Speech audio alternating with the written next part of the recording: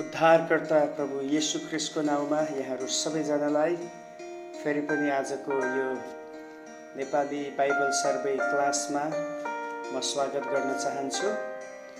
परमेश्वरले हामीलाई फेरि आज एउटा अर्को अवसर प्रदान गर्नुभयो कि हामी उहाँको उपस्थितिमा बसेर उहाँको वचनलाई सिक्न सकौँ र यो बाइबल सर्वेलाई अगाडि बढाउन सकौँ। यो प्रभुको अनुग्रह हो।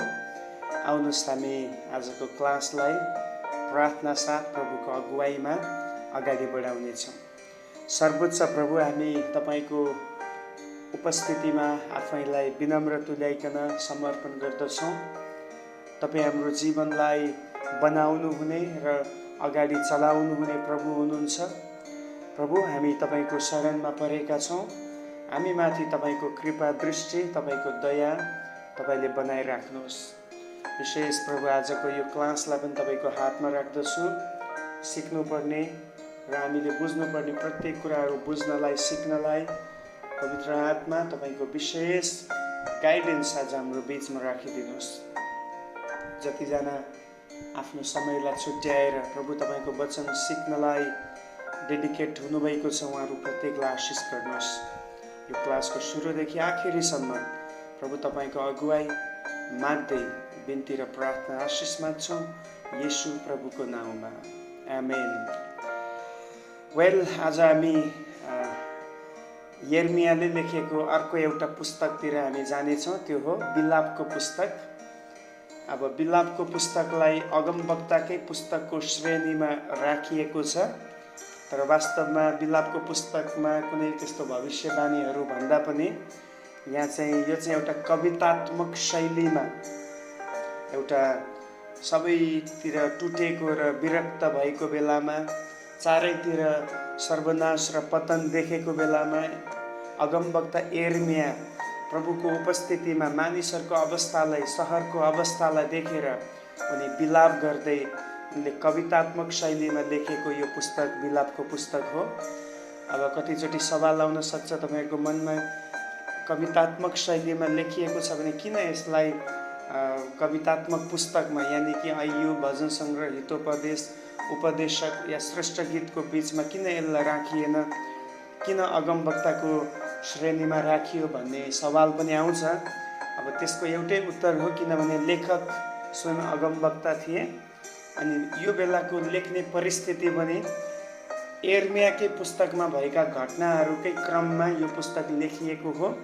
जब यिर्मयाको पुस्तकको हामी अन्तिममा देख्छौँ, जब यहुदीहरूमाथि बेबिलोनबाट जुन प्रकारको उनीहरूमाथि हमला भयो र उनीहरूले आफ्नो देशबाट बन्दी बनेर अरू देशमा जानुपर्ने अवस्था उनले देखे, त्यही समयमा एउटा यो विलापको पुस्तक लेखेको कारणले गर्दा यसमा छुट्टै अलग्गै पृष्ठभूमि छैन। त्यो कारणले गर्दाखेरि नै यो पुस्तक अगमवक्ताको श्रेणीमा राखिएको हो।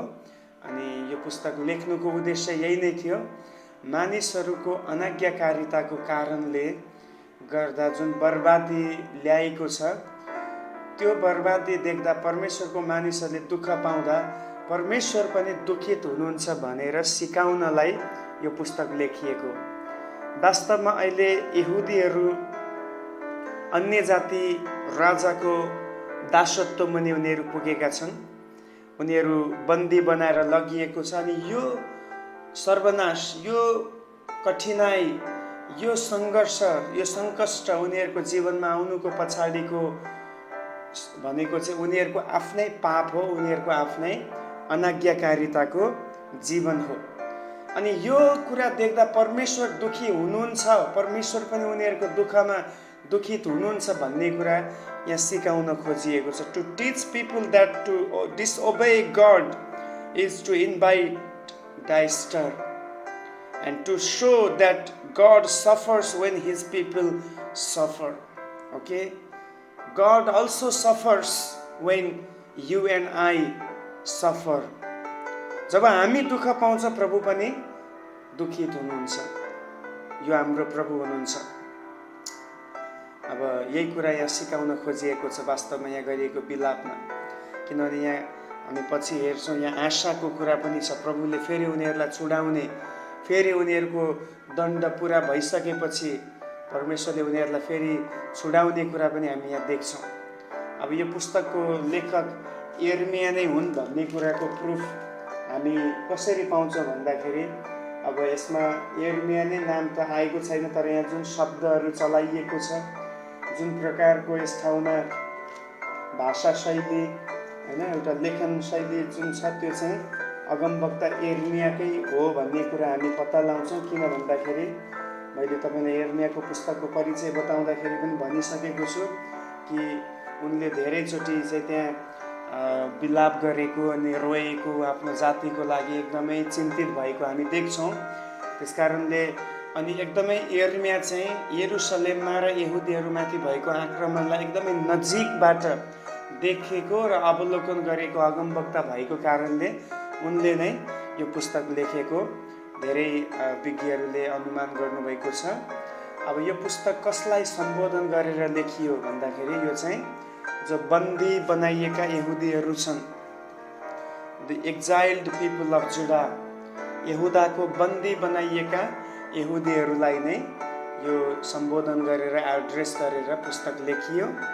अनि यो पुस्तक लेखिएको मिति, the written date is approximately BC 586, लगभग 586 ईसा पूर्वतिर यो पुस्तक लेखियो। किनभने अन्तिम जुन विनाश या अन्तिम जुन आक्रमण यहुदीमाथि भएको थियो त्यो हो 586 मा भएको थियो। यरुसलेममाथिको मुख्य हमला चाहिँ अन्तिम हमला 586 मा भएको थियो। सो त्यो समयमा नै यो पुस्तक लेखिएको छ। अब यसमा चलाइएको मुख्य शब्द भनेको चाहिँ यरुसलेम हो, मुख्य स्थान भनौँ न होइन, एउटा की प्लेसको रूपमा आउने स्थान हो, त्यो हो यरुसलेम। किनभने यहाँ चाहिँ यरुसलेमको बर्बादी भयो। यरुसलेमको बारेमा किन फोकस गरे भन्दाखेरि यरुसलेममा मन्दिर थियो। There was a temple in Jerusalem where God's presence was there. जब राजाले त्यो टेम्पल, त्यो मन्दिरलाई जलाइदियो, बाबेलको राजा नबुकदनेस्सरले, त्यो कुरा देखिसकेपछि अगमवक्ता साह्रै चुर भयो। जहाँ परमेश्वरको उपस्थिति हुन्थ्यो त्यो जग्गा नै उसले भस्म गरिदिएपछि एउटा प्रभु भक्त व्यक्तिहरू, चाहे त्यो अगमवक्ता होस् या पूजाहारी होस् या कुनै धार्मिक जन होस्, यदि प्रभुलाई प्रेम गर्ने व्यक्ति हो भने उसको मनमा साह्रै ठुलो चोट आउँछ। सो यो यिर्मियाको लागि सहनै नसक्ने अत्यन्तै पीडादायक यो चोट बनेको छ। अब यो पुस्तकमा भएका मुख्य व्यक्तिहरू, की पर्सन्सहरू भनेको एउटा त स्वयं यिर्मिया हुन्, जसले आफ्ना मानिसहरूको लागि विलाप गर्छन्, रुन्छन्, उनीहरूको लागि अत्यन्तै शोक उनले गरेका छन्। अनि दोस्रोमा चाहिँ यो पुस्तकमा भएको की पर्सन भनेको चाहिँ पतित भएका या गिरेका या चाहिँ पापको कारणले दण्डमा पुगेका ती यहुदीहरू हुन्, जसको विषयमा यिर्मियाले यहाँ उल्लेख गरेको छ। ओके, यो दुईटा समूह, हामी दुईटा व्यक्ति देख्छौँ। एउटा चाहिँ यिर्मिया आफै, यो पुस्तकको की पर्सन, दोस्रो चाहिँ पतित भएका यहुदीहरू जो चाहिँ पापको कारणले अहिले दण्डमा पुगेका छन्, दण्ड पाएका छन्। ओके, अब यो पुस्तकको मुख्य की वर्स, मुख्य चाबी पद भन्दाखेरि चाहिँ यिर्मियाकै विलापको पुस्तक 2 अध्यायको 11 पद, विलापको पुस्तक 2 अध्यायको 11 पदमा हामी देख्छौँ।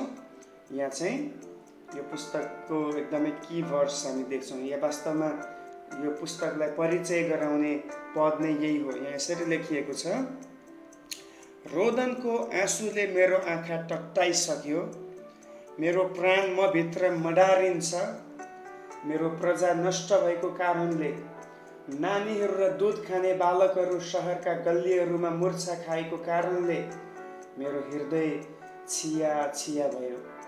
हेर्नुहोस्, यही हो वास्तवमा यिर्मियाको विलाप भनेको।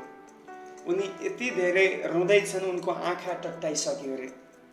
सायद तपाईँहरूले अनुभव गर्नुभएको छ कि छैन, जब हामी हदभन्दा बढी रुन्छौँ हाम्रो आँखा पोल्न थाल्छ।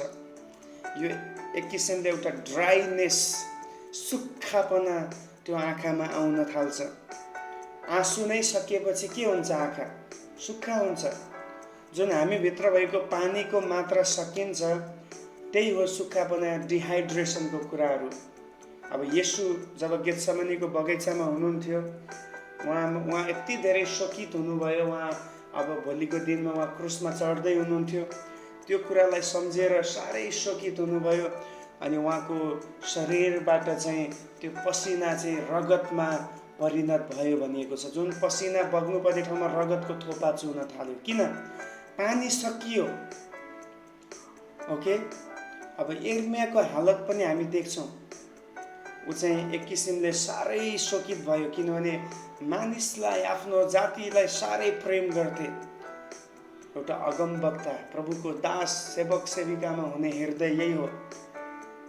जब अरूले दुःख पाउँछ त्यो बेलामा दुखित हुनु, त्यसको निम्ति बोझ लिनु, यही हो सेवकाईको बलियो प्रेरणा भनेकै। सेवा जहिले पनि बर्डनको साथमा सुरु हुन्छ। Where is burden there is ministry. जहाँ बोझ छ त्यहाँ सेवा छ। Unless is burden we cannot serve people.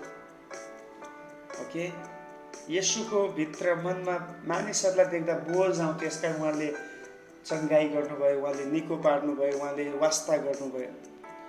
त्यसकारण याद गर्नुहोस्, आज तपाईँ र म पनि परमेश्वरको सेवाको निम्ति बोलाइएका छौँ। तपाईँ र ममा नाश भएका मानिसहरूलाई देख्दा कतिको बोझ आउँछ।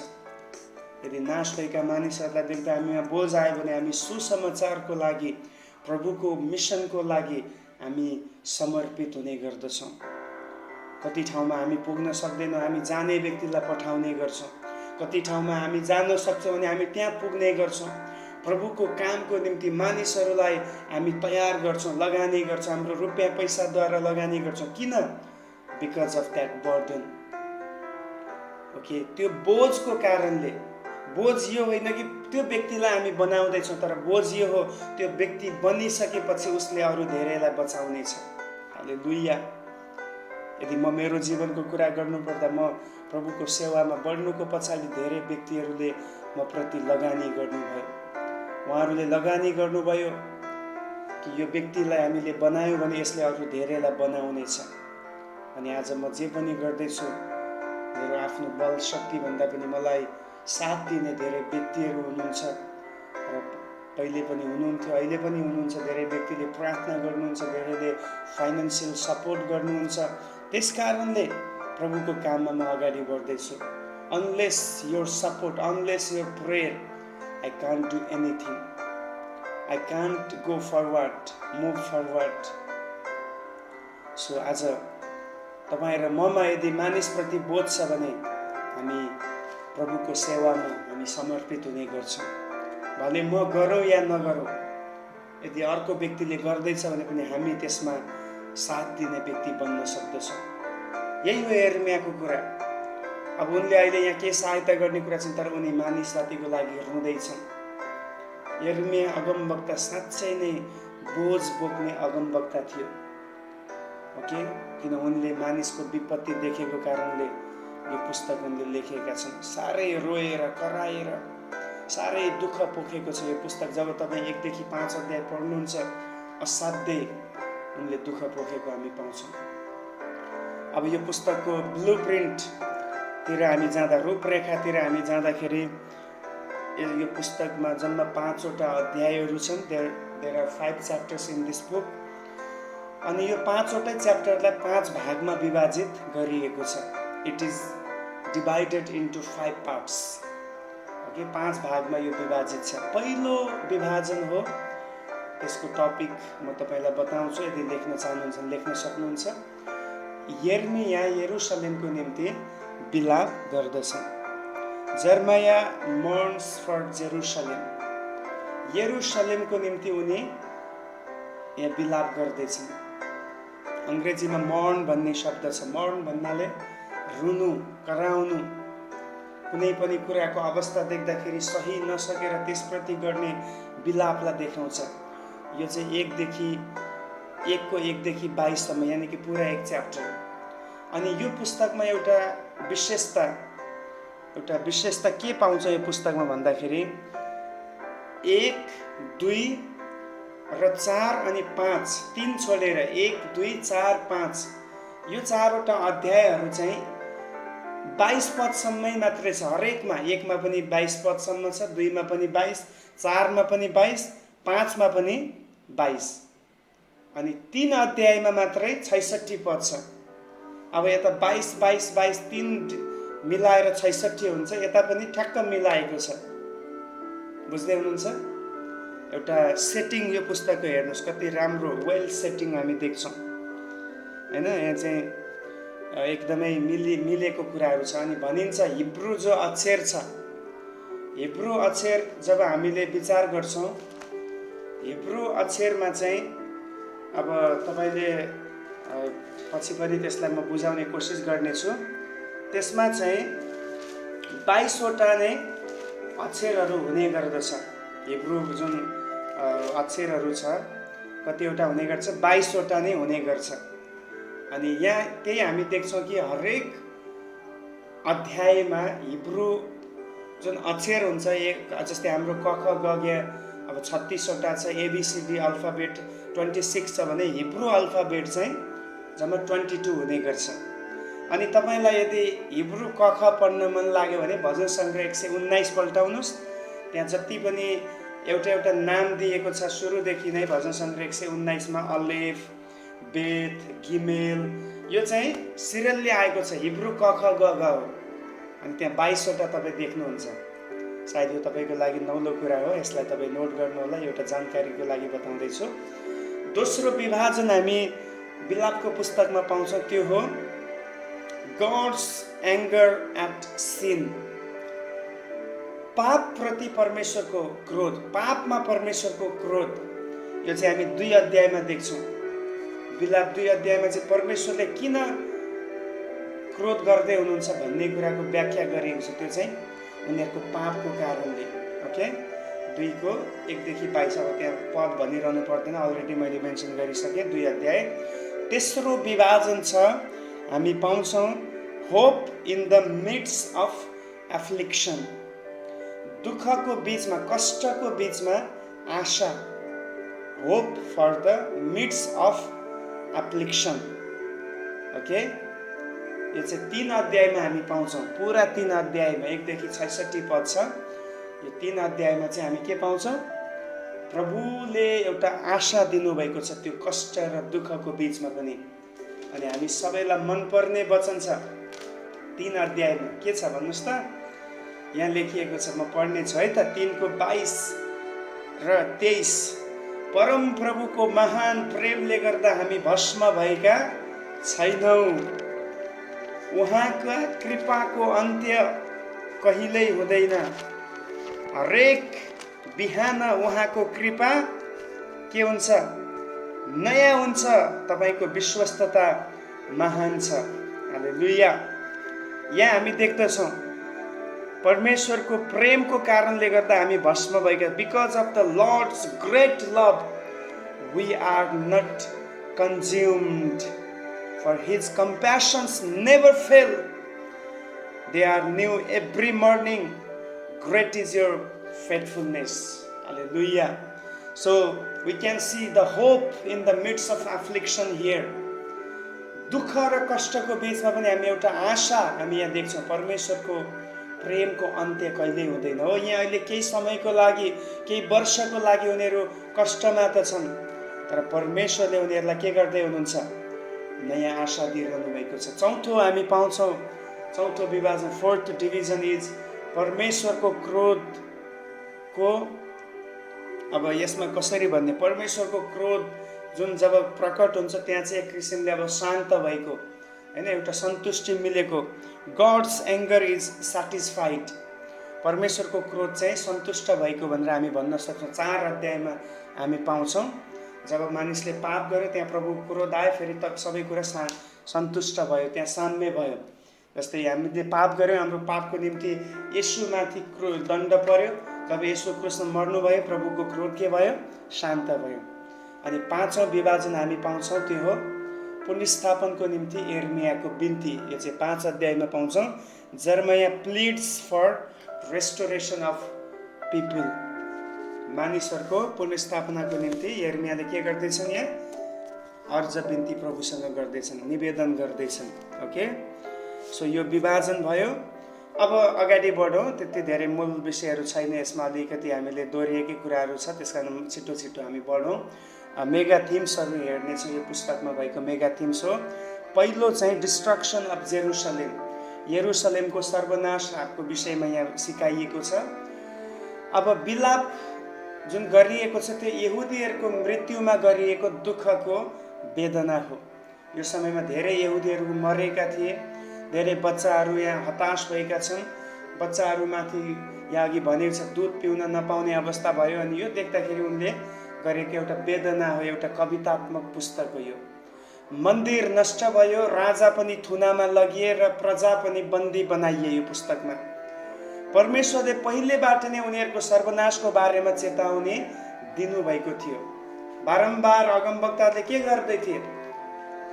पश्चाताप गरेर प्रभुबाट आउने दण्डबाट बच। तर हामी देख्छौँ उनीहरूले त्यो कुरा इन्कार गरे, उनीहरू पापमा लागिरहे, त्यस कारणले उनीहरूमाथि प्रभुको दण्ड आयो। ओके, परमेश्वरको चेतावनीलाई इन्कार गर्नु भनेको त्यसलाई अस्वीकार गर्नु पनि के हो? पतनलाई या सर्वनाशलाई निम्त्याउनु हो। अब सर्वनाश पछि चाहिँ उनीहरूले पापलाई मानिलिन्छन् र स्वीकार गर्छन्। हेर्नुहोस्, मानिस यस्तै हो, जबसम्म दुःख आउँदैन तबसम्म उनीहरू लापरवाही हुन्छन्, हठी हुन्छन्। जब दुःख आउन थाल्छ, बिमार हुन थाल्छन्, जब सबैतिरबाट पेलम आउन थाल्छ, त्यसपछि अनि उनीहरू पश्चाताप गर्न थाल्छन्। Better is before destruction. Okay, नाश आउनुभन्दा अगाडि नै पश्चाताप गर्नु चाहिँ उत्तम हो। बिमारी लाग्नुभन्दा पहिले नै बिमारी हुन नदिनु चाहिँ उत्तम हो। लागिसकेपछि औषधि खाएर के फाइदा? परमेश्वर जे भन्नुहुन्छ त्यो अवश्य नै पुरा पनि हुन्छ। What God says definitely it will be done, it will done certainly. Okay, त्यसैले हामीले त्यो पूरा रूपमा पालन गर्नुपर्छ। जे परमेश्वर बोल्नुहुन्छ हाम्रो काम यति मात्रै हो, त्यसलाई पालना गर्नु। यदि सर्वनाशबाट, विपत्तिबाट, दण्डबाट, दुःखबाट बच्ने हो भने लेट्स स्टार्ट टु ओबे हिज कमान्डमेन्ट, उहाँको आज्ञालाई मान्न सुरु गरौँ। दोस्रो मेगा थिम हामी यो पुस्तकमा पाउँछौँ, त्यो हो परमेश्वरको कृपा, मर्सी अफ गड। परमेश्वरको कृपा अहिले इस्राएलीहरू बेबिलोनमा हुँदा पनि प्रकट भइरहेको छ। यसकारण त प्रभुले उनीहरूलाई भन्नुभयो, त्यहाँ पनि अगमवक्ता इजकियललाई र दानियललाई उहाँले चलाउनु भयो उनीहरूलाई उत्साह दिनको निम्ति, जब उनीहरू बेबिलोनमा थिए। त्यसकारण त्यहाँ हामी प्रभुको कृपा छ भनेर देख्छौँ। हो, हामी पाप गर्छौँ, पापमाथि दण्ड त आउँछ, still God is showing his compassion, his grace, his mercy upon us. मानिसहरू अविश्वासी भए तापनि परमेश्वर सदा विश्वासयोग्यतामा महान हुनुहुन्छ। Okay, he is faithful always, he is great in faithfulness. उहाँ दुःखलाई प्रयोग गर्नुहुन्छ ताकि मानिसहरू उहाँमा फर्किआओस्। So the reason of destruction is God wants to bring them back to him. परमेश्वर उनीहरूलाई आफूमा फर्काइ ल्याउन नै चाहनुहुन्छ, यसकारण उहाँले विपत्ति पठाउनुहुन्छ, सर्वनाश पठाउनुहुन्छ। परमेश्वर विश्वासयोग्य हुनुभएको कारण हामी दुःखमा भएको बेलामा पश्चाताप गरी त्यहाँबाट छुटकाराको निम्ति प्रार्थना गर्नु पर्दछ। हेर्नुहोस्, परमेश्वर विश्वासयोग्य हुनुहुन्छ। सायद अहिले दण्डको अवस्था छ होला, तर त्यो समयमा तपाईँ प्रभुदेखि नभाग्नुहोस्। त्यो समयमा प्रभुलाई पुकार्नुहोस्, प्रभुसँग गुहार गर्नुहोस् अनि प्रभुलाई भन्नुहोस्, प्रभु मैले पाप गरेको छु, म माथि कृपा गर्नुहोस्, मलाई टिठ्याउनुहोस्। म प्रभु तपाईँलाई अब नयाँ गरी फेरि चिन्न चाहन्छु, तपाईँसँग सम्बन्ध बनाउन चाहन्छु, म फर्किआउन चाहन्छु, मलाई छुडाउनुहोस्। Lord deliver me from this captivity भनेर जब तपाईँ प्रार्थना गर्नुहुन्छ तपाईँको कठिनाइको समयमा, God will definitely deliver you from your captivity. Okay, तपाईँको बन्धुवाईको अवस्थाबाट प्रभु तपाईँलाई जरुर छुटाउनु हुनेछ। He will deliver you from your sickness if you pray to God for deliverance. So तेस्रो मेगा थिम हामी पाउँछौँ यो पुस्तकमा, त्यो हो पापको परिणामहरू, consequences of sin, since consequences भन्न सक्छौँ। जुन पापले ल्याउने परिणाम छ, नतिजा छ, त्यसको बारेमा हामी यो पुस्तकमा पाउँछौँ। यहुदीहरूको लगातारको विद्रोहको कारण परमेश्वरको क्रोध उनीहरूमाथि दन्किएको छ। यहाँ चाहिँ एकचोटिको पाप होइन, दुईचोटिको पाप होइन, परमेश्वरले घरिघरि कसलाई पठाउनु भयो? अगमवक्ताहरूलाई पठाउनु भयो। तर घरिघरि उनीहरू पापमा नै लागिरहेको कारणले गर्दा परमेश्वरले उनीहरूमाथि क्रोध वर्षाउनु भयो। उनीहरूको यो दुःखदायी अवस्थाको परिणाम केवल पाप मात्रै हो, नथिङ एल्स। पाप बाहेक अरू केही पनि होइन। उनीहरूको पाप नै यो नतिजाको कारण हो। मानिसको विद्रोह र घमण्डले सधैँभरि विपत्ति र सर्वनाश नै ल्याउने गर्छ या त्यतातिर लैजाने गर्छ। याद गर्नुहोस्, हाम्रो जुन घमण्ड हामीमा छ, हामीमा जुन विद्रोही स्वभाव छ, त्यसले जहिले पनि आशिष र भलाइतर्फ लाँदैन या ल्याउँदैन। त्यसले डिस्ट्रक्सन र एकदमै ठुलो सर्वनाश या विपत्तितिर यसले लाने गर्दछ।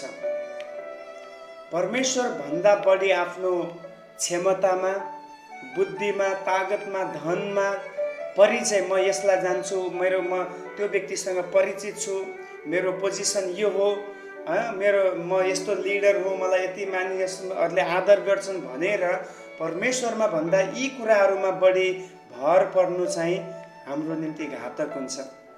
हाम्रो भर चाहिँ केवल प्रभुमाथि हुनुपर्छ, उहाँको शक्तिमाथि हुनुपर्छ, न कि हाम्रो क्षमता, न कि हाम्रो बुद्धि, न कि हाम्रो धन, न कि हाम्रो स्थान, न कि हाम्रो सम्बन्ध कोसँग छ, कसलाई हामी चिन्छौँ, यो केही पनि कुरा काम लाग्दैन। यहुदीहरू जतिसुकै ताकतवार भए पनि हेर्नुहोस्, उनीहरू परमेश्वरदेखि तर्किएको कारणले अहिले उनीहरू यति धेरै ठुलो सर्वनाशमा पुगेको छ।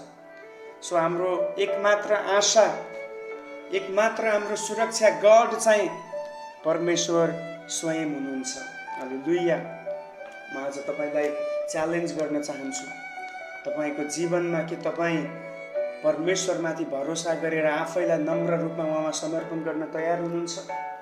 धेरै व्यक्तिहरूलाई मैले देखेको छु, उनीहरूसँग वास्तवमा केही छैन, अलिकति पैसा, अलिकति मान, अलिकति इज्जत, अलिकति केही सफलता देख्ने बित्तिकै उनीहरू प्रभुलाई नै भुलेर आफैमाथि फुलेर उनीहरू अगाडि बढ्ने गर्छन्। यो कति ठुलो निराशाको कुरा हो प्रिय। आजदेखि सुरु गरौँ हामी, प्रभु म जहाँ पनि छु, म तपाईँको कारणले छु। Help me Lord to trust and to depend on your name. O Lord help me. आज हामी प्रार्थना गर्नु खाँचो छ। अन्तिम यो पुस्तकको थिम हामी पाउँछौँ, त्यो हो आशाको विषयमा पाउँछौँ, होपको विषयमा पाउँछौँ। परमेश्वरको प्रतिज्ञा बिना हाम्रो भोलिको दिन उज्यालो हुन सक्दैन। त्यसकारण यो पुस्तकमा हामी परमेश्वरको प्रतिज्ञाहरू पाउँछौँ। खास गरी अघि हामीले 3 अध्यायमा हेऱ्यौँ, त्यहाँ yes there are many promises which is God give them। परमेश्वर उनीहरूलाई प्रतिज्ञाहरू दिइरहनु भएको छ, हजारौं प्रतिज्ञाहरू दिनुभएको छ। उहाँको क्रोध चाहिँ क्षणभरको लागि छ, तर उहाँ कृपा गर्ने र उहाँ दयामा भरपूर परमेश्वर हुनुहुन्छ भनिकन बारम्बार यो पुस्तकमा बताइएको छ। Yes, there is hope in Christ, there is hope in God. Without God there is no brightness in our future. केवल परमेश्वरले मात्र हामीलाई आशा दिन र त्यसलाई पुरा गर्न सक्नुहुन्छ। आज हाम्रो लागि आशा एउटै मात्र कुरामा छ, त्यो प्रभुको नाउँमा। जब हामी येशूलाई विश्वास गर्छौँ, हाम्रो लागि आशा छ। आशा के हो? What is our hope? Our hope is Jesus is coming soon and we will get an eternal life when he comes to the cloud। जब उहाँ बादलमा हामीलाई लिनको निम्ति दोस्रो आगमनमा आउनुहुनेछ, हाम्रो लागि आशा छ कि हामी अनन्त जीवन पाउँदछौँ। हालेलुया। सो हाम्रो कठिनाइको समयमा, अहिलेको हाम्रो प्रेजेन्ट यो परिस्थितिहरूमा पनि हामी प्रभुमाथि भरोसा गरौँ, किनभने हाम्रो लागि छुडाउनु हुने एकमात्र प्रभु हाम्रो परमेश्वर हुनुहुन्छ। उहाँ हामीलाई कमजोरहरूलाई, दुखितहरूलाई, दुर्बलहरूलाई, असहायहरूलाई, दरिद्रहरूलाई उहाँ आशा दिने प्रभु हुनुहुन्छ। हाम्रो आशा निराशामा परिणत हुने छैन, हामीले हाम्रो आशाको उत्तर पाउनेछौँ। परमेश्वरले आजको क्लासबाट यहाँहरू सबैलाई आशिष दिनुभएको होस्। तबसम्मको लागि यहाँहरू सबैलाई जय मसीह। फेरि हामी भोलि अर्को नयाँ क्लास, अब हामी अर्को नयाँ टपिकमा हेर्नेछौँ। अहिलेसम्म हामीले हेरेको टपिक चाहिँ राज्य विभाजनदेखि निर्वासनको समयसम्मको कुराहरू थियो। अब चाहिँ हामीले हेर्ने टपिक फरक हुन्छ अनि आशा गर्छु भोलि हामी अझै नयाँ पुस्तकमा अगाडि बढ्नेछौँ। प्रभुले यहाँहरू सबैलाई आशिष दिनुभएको होस्। जय मसीह।